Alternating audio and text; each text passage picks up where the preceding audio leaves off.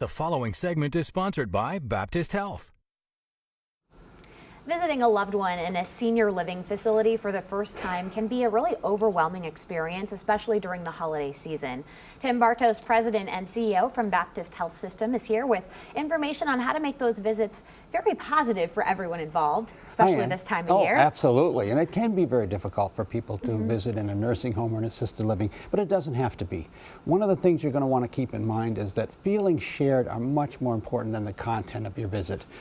Talk about past events, bring old pictures, old greeting cards, anything that's going to help stimulate memories.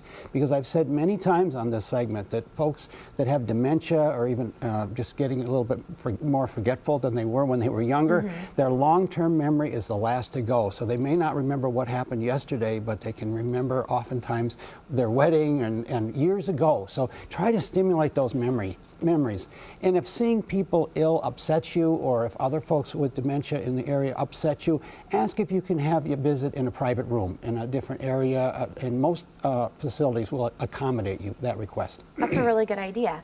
What else is important to note during that special time? Well, it's a good idea to limit the number of family members that you bring with you, because sometimes too many people all at once can be a little intimidating and can cause more confusion. It's a good idea to limit children as well, because sometimes the playfulness of kids can be a little bit too much. Remember, what's really important is how a loved one feels about your conversation. You may not want to correct them if they get the year wrong, or maybe they get your name wrong.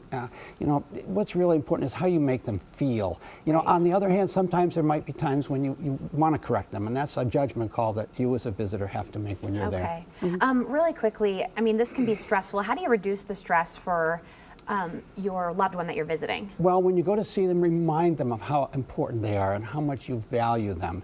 Try to bring the holidays to them as much as you can, and make them feel special and make them feel important and make them feel a part of it, even if they're not able to come and visit you.